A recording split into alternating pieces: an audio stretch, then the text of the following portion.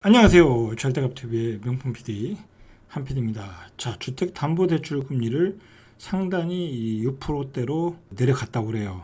정부의 압박도 있었고 실제로 시장 금리의 지표가 또 안정되고 있고, 그리고 자금시장이 레고랜드 사태 이후에 안정이 됐어요. 그 레고랜드 사태 외국인들이 채권도 안 사주고 PF 차환 발행도 안 되고 난리가 났었죠. 자, 이제 안정이 되면서 8%에서 6%대로 상단이 내려갔다.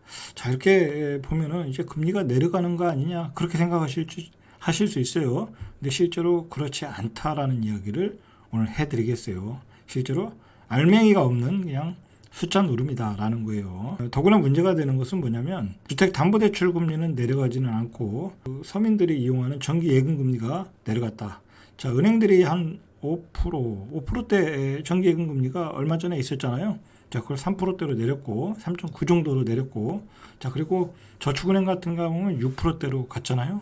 자, 그것도 4%대로 내렸다라는 거예요. 그러니까 우리가 예금 금리는 내리고 주택담보대출 금리는 실제로 혜택이 없고, 자, 그런 대책이 나온 거야. 이게 문제가 있는 거야 지금. 자, 그러니까 이래저래 서민만 피곤해지는 거예요. 자, 25일 그 5대 은행의 기준 주택담보대출 변동금리가 연 4.56에서 7.113%로 집계됐다고 그래요. 그러니까 조금 내린 거죠. 8%대에서.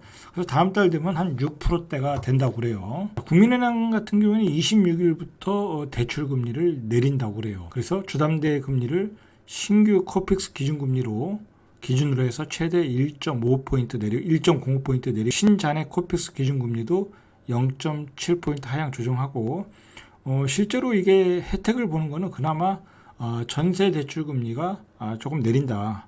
최대 1.30포인트 내린다. 자, 이건 정확히 몇 포인트가 나올지 저도 잘 모르겠는데, 이건 확인해 봐야 될 것 같고. 자, 그래서 다음 달부터 5대 은행의 대출 금리 상단이 6%대. 자, 2주 전에는 8.1포인트니까 한 상단이 0.98, 하단이 0.32포인트 내렸어요. 근데 쉽게 생각해서 우리 일반인들이 집을 살 때 주택담보대출 적용금리가 상단을 적용받는 분들이 별로 없어요. 상단 8%대를 적용받는 거는 중저 신용 등급자, 그러니까 신용 등급이 안 좋으신 분들이야. 보통 이제 일반적인 신용 등급이면 한 5%대 받는단 말이에요. 그러니까 5%대 받는 분들은 그대로 5%대 받는 거야. 자, 여기는 지금 그 금리의 적용 구간이 상단이 낮아진 거잖아요. 상단이 8%에서 6%로 낮아진 거기 때문에 실질적으로 금리가 낮아지는 효과를 별로 누리지 못할 수도 있다라는 얘기야. 자, 이게 너무 금리가 올라가고, 그리고 8%대 적용금리자들이 이제 늘어날 거 아니에요. 이제 신용등급이 경기 침체 때문에 신용등급이 안 좋으신 분들이 많이 늘어날 거란 말이야. 자, 그걸 보니까 금융통화위원회에서 보니까 이대로 가다가는 이거 큰일 날 것 같다. 자, 그래서 이제 금융통화위원회에서 이제 일종의 이제 압박을 준 거죠, 은행들에게. 이건 주택담보대출 금리만 내리면 되는데 예금 금리도 내려버렸어. 그러니까 이건 실질적으로 아무 득이 안 되는 거야. 그래서 시중은행들이 대출금리 인하책을 내는 거다라고 보시면 돼요. 자, 이 내리는 방법에는 일단은 우대금리 항목을 확대하겠죠. 그죠? 그래서 가상금리를 낮추는 방식으로 해서 주담대와 전세대출 금리를 인하하고 있다라는 거예요. 그래서 농협 같은 경우에는 20일부터 주담대 변동금리를 0.8포인트 인하했다. 자, 그러니까 굳이 이제 우리가 일반적으로 혜택을 받을 수 있는 부분은 이거 같아요.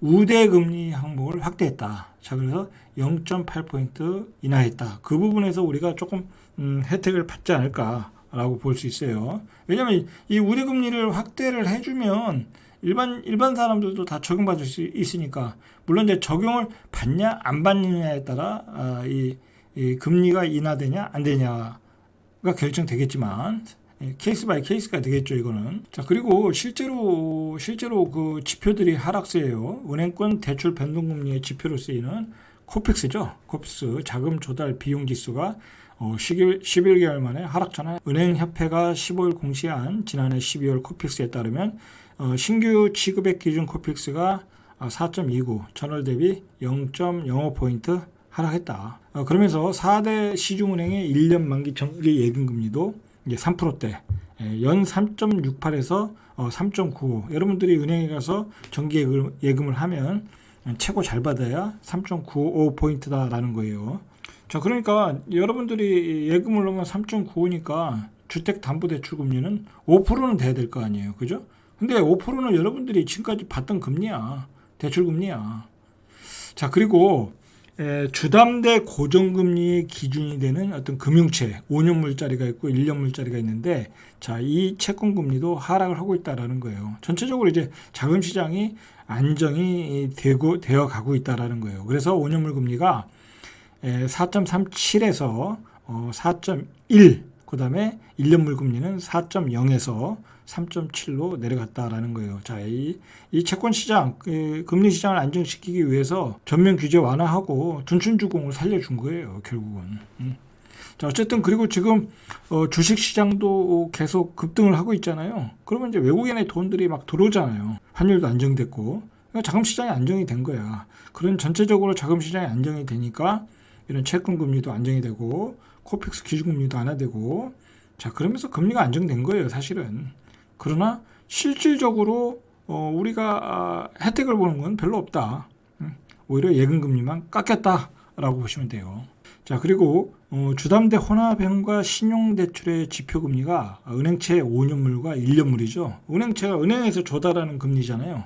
은행채 5년물은 0.4포인트 정도 하락했고 1년물 금리는 0.32 정도 하락했다. 전체적으로 이렇게 지표들이 좋게 나오고 있다.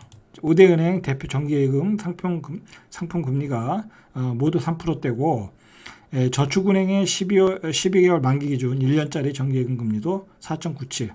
저축은행이 조금 낮죠. 자, 11월 말 이후 0.56포인트 떨어졌다. 자, 그러나 반대로 이렇게 올리는 예금도 있어요. 신한은행 같은 경우에는 4.5에서 4.7로 올렸으니까 여러분들 무조건 3.9라고 가서 정기예금 덜렁 들지 말고 잘 찾아보시면 4.7%짜리도 있다. 자, 카카오뱅크도 기본 금리를 0.3포인트 올렸다고 그래요. 그죠? 예금 금리를 올렸다라는 얘기죠. 자, 문제는 뭐냐면, 그동안 8%대에서 담보대출, 신용대출을 받았던 분들이 받을 가능성이 높다라는 거야. 은행 입장에서도 이제 대출 심사가 더 까다로워질 수밖에 없다라는 거예요. 왜냐하면 8% 주는 걸 6% 주니까 리스크가 하이 리스크 로 리턴이 되는 거잖아요. 대출 심사가 까다롭게 되니까 대출받기 어려운 그 끝단에 있는 저신용자들이 제도권에서 멀어질 가능성이 높다라는 거예요. 중저신용자의 대출 문턱만 높아질 거라는 우려가 나오고 있어요. 자, 이분들이 이제 은행에서 못 받으면 다른 데로 가야 되겠죠. 자, 특히 요즘 부동산 시장이 안 좋고 담보 가치가 떨어지고 있잖아요. 그러다 보니까 심사는 더 엄격하게 할 수밖에 없다라는 거야. 그렇죠. 거기다 또 DSR을 적용하죠. 자, 그래서 기존의 은행에서 대출받던 사람은 저축은행으로 가고, 저축은행에서 받던 사람은 대부업으로 가고, 대부업에서 받던 사람은 사금융으로 가고, 사채금융으로 간다는 얘기예요. 연쇄 이동 효과가 나온다라는 거예요. 그러니까 8%대 금리 받던 사람만 피곤해진다. 은행에 적금한 사람만 손해를 봤다. 이번에 나온 금리 조정은 실질적으로 그렇게 봐야 될 것 같아요. 그래서 이번에 대책은 이번에 금리 인하는 제도권의 저신용자 털어내기다라고 보시면 되겠죠. 자, 이상 절대값TV의 명품 PD 한 PD였습니다.